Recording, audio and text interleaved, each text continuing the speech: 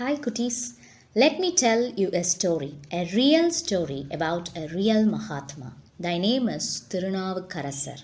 He is a Saivate poet who lived in the 7th century. Saivism is a religion where people worship Lord Shiva as the ultimate god. He was born in a Saivate family, but after the death of his parents, he turned to Jainism. Jainism is another religion where people worship Lord Buddha. It was the time where most of the people in Tamil Nadu worshipped Lord Buddha, and those people who worshipped Lord Shiva were small in number. Thirunavukarasar was very much intellectual in Jainism, so the Jains made him the head of Jainism in Tamil Nadu. However, his sister Tilakavati was very much upset about her brother joining Jainism and not worshipping Lord Shiva. But here comes the twist in the story. Thirunavukarasar was affected by a severe stomach pain called peptic ulcer.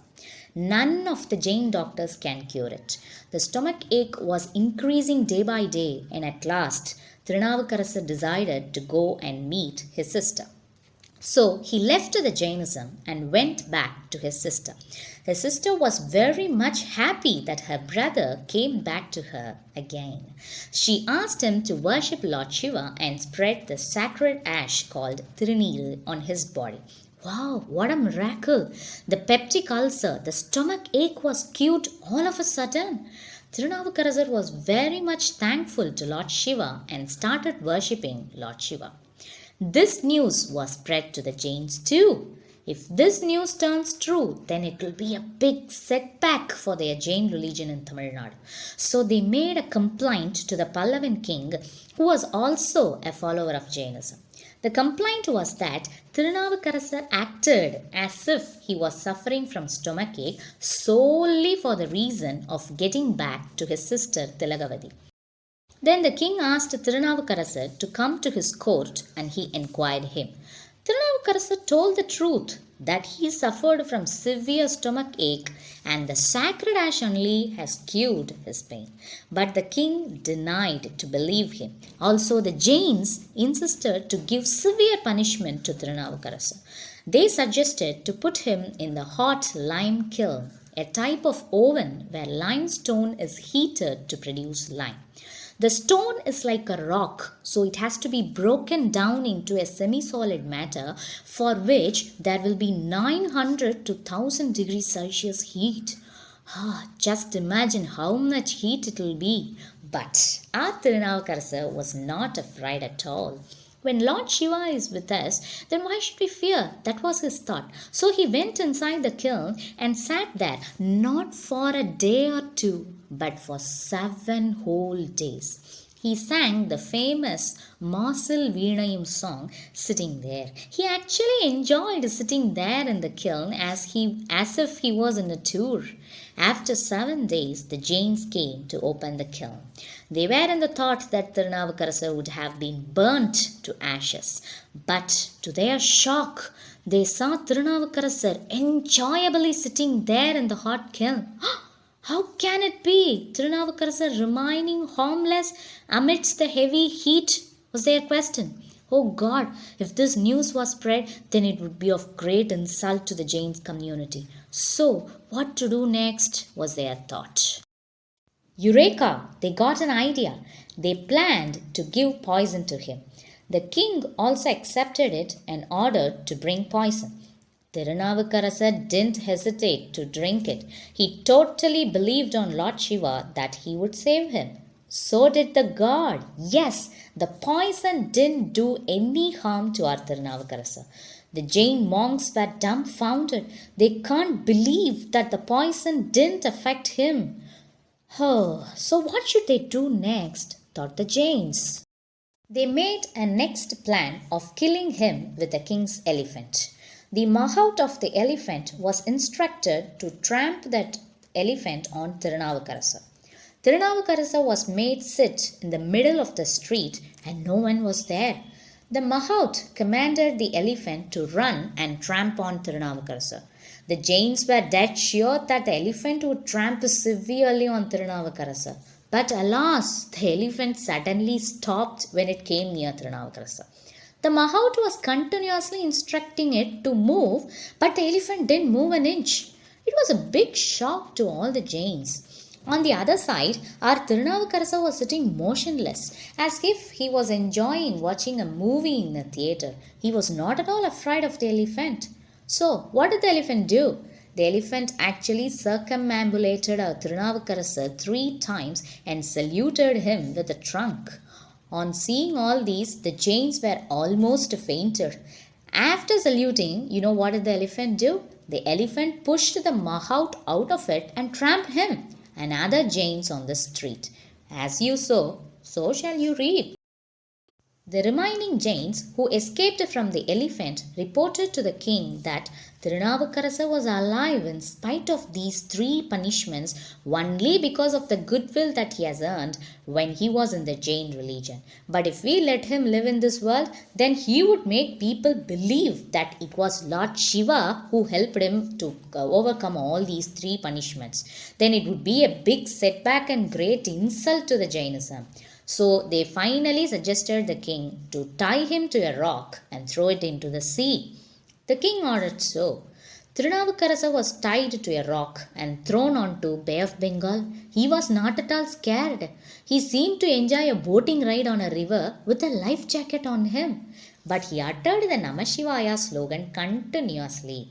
The Jains thought that the Thirunavukarasar chapter was closed once for all and returned back happily. But they didn't know that the Thirunavukarasar chapter actually starts hereafter only.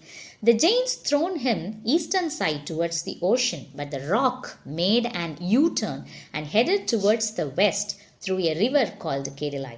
He was landed on a river bank near a Shiva temple. The people in the surrounding heard the news and hailed Thirunavukarasar and praised Lord Shiva. The king too, after witnessing all those miracles in the life of Thirunavukarasar, realized his mistakes and drove away all the Jains. He demolished all the Jain schools in his monastery and built a Shivan temple. He converted himself from the Jainism to Saivism and started worshipping Lord Shiva. Thirunavukarasar travelled to many towns and visited many Shivan temples. He gloriously sung many Devaram songs which are very popular till date. He used to clean the temple premises and the garden attached to the temple. This was his work, cleaning and singing. He loved his jobs and so happily did it. Years passed by. After hearing about Thirunavukarasar, a nayanmar named Appudi Adigal became a big fan of him, a kind of fan who named all his businesses in the name of Thirunavukarasar. He also named his 2 sons with the name of Thirunavukarasar. What? 2 sons with the same name? How could it be? Yes, he named them as Elder Thirunavukarasar and Younger Thirunavukarasar, but he had not seen Thirunavukarasar in person at all.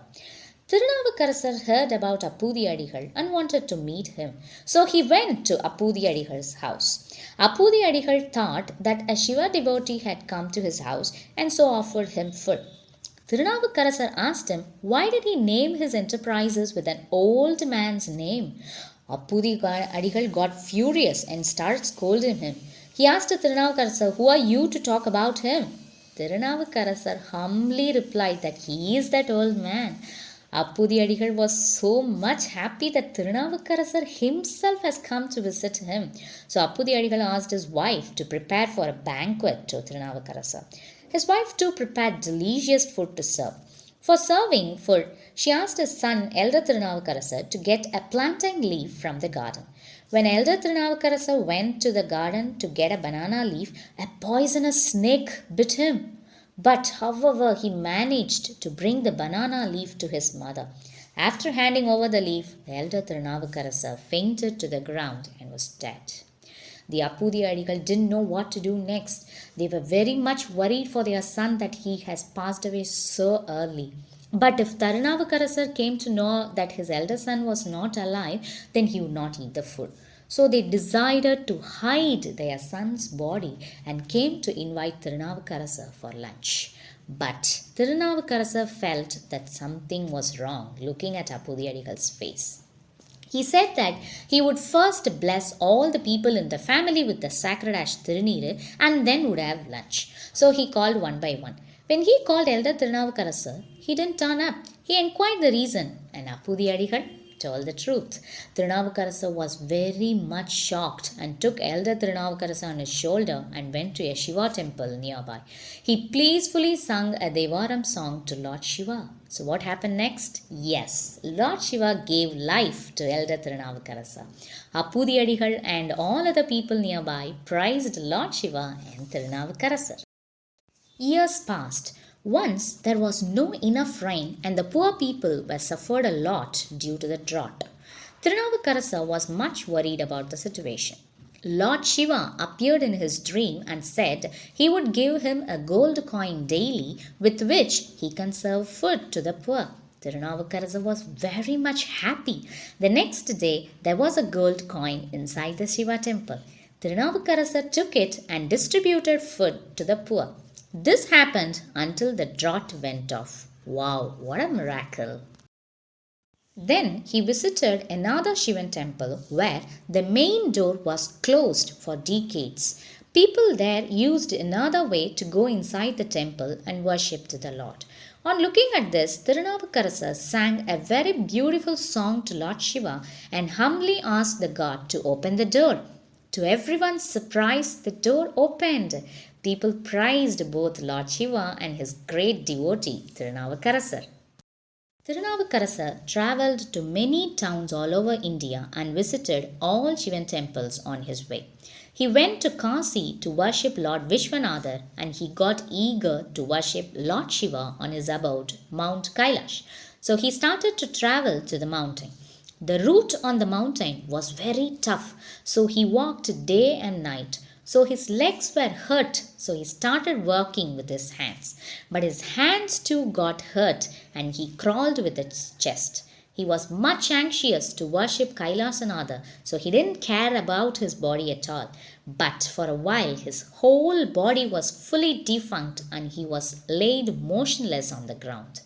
Lord Shiva wanted him to stay on the earth for some more years, so he created a pond near the place where Thirunavukarasar was lying and did appear before him in disguise as a saint. The saint advised Thirunavukarasar to go back since he was hurt much. But Thirunavukarasar was so much determined to worship Kailasanatha, so the saint asked him to dip inside the pond nearby. Thirunavukarasar did so. When he got up from the pond, he was actually in Thiruvayyaru Tyagaraja temple pond. There he got the real darshan of Lord Shiva with his consort Parvati Devi sitting on his white bull. Wow, what a divine intervention for Thirunavukarasar. As the god did, Thirunavukarasar stayed alive for some more years. He spread the praise of the Lord Shiva to many by singing many Devaram songs. So, Kutis, hope you liked the story. Thank you for listening to me and bye-bye.